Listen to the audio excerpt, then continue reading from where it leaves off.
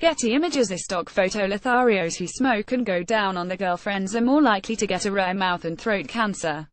Smokers who have had more than 5 sexual partners are at greater risk of getting the cancer triggered by the human papillomavirus.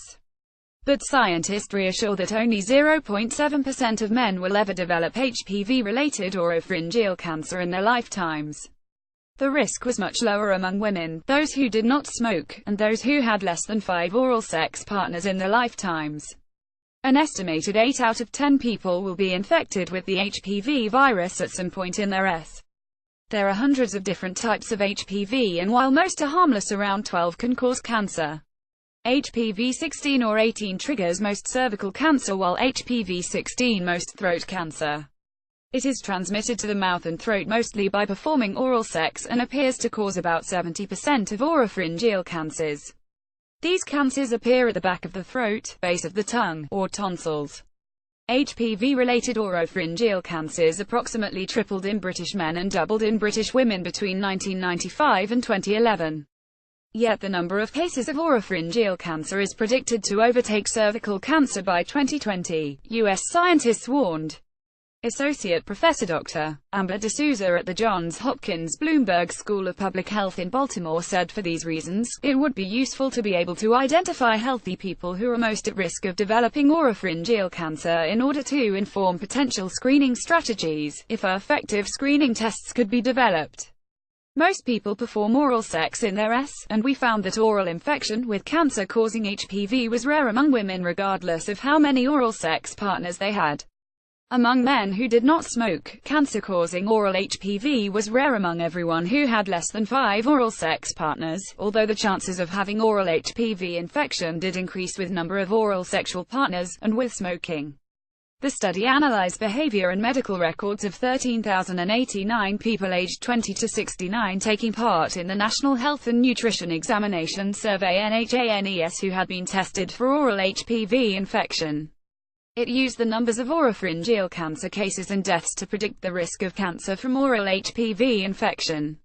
Oral infections with the dozen HPV types known to cause oropharyngeal cancer, especially HPV 16, were present at low prevalence in every defined group in the study. Women ages 20 to 69, for example, had a frequency of infection of just over 1%, compared to 6% for men ages 20 to 69. Men ages 50 to 59 were most likely to have an infection at 8.1% of any age group. Oral sex was clearly associated with a higher prevalence of infection, although the highest infection prevalence was seen only among men. Women with 10 or more lifetime oral sex partners had a relatively low 3.0% prevalence of infection, whereas for men with 10 or more lifetime oral sex partners the figure was 14.4%. Prevalence of infection for those reporting 0 or 1 lifetime oral sex partner was consistently low, between 0 and 2.4%. Smoking also was associated with higher oral HPV prevalence. Prevalence was 14.9% among men who smoked and reported 5 or more lifetime oral sex partners, compared to less than half at 7.3% for men who reported 5 or more lifetime oral sexual partners but did not smoke. Co-author Associate Professor Dr. Carol Fakery at the Johns Hopkins Department of Otolaryngology said currently there are no tests that could be used for screening people for oropharyngeal cancer. It is a rare cancer, and for most healthy people the harms of screening for it would outweigh the benefits because of the problem of false positive test results and consequent anxiety.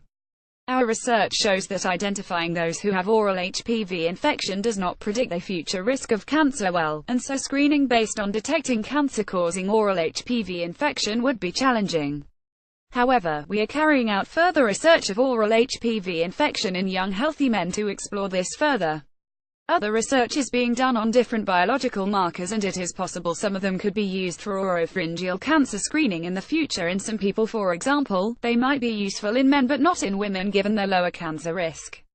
Some studies suggest people who have antibodies against cancer-causing types of HPV have an increased risk of HPV-related cancer, but these antibodies are very rare. Therefore, it is not yet clear whether they will be useful for screening.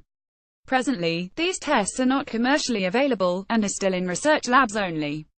There are around 16,500 cases of oropharyngeal squamous cell carcinoma (OPSCC) every year in the USA, and over 11,500 of these are HPV-related, meaning that around 70% of all OPSCC in the USA is HPV-related.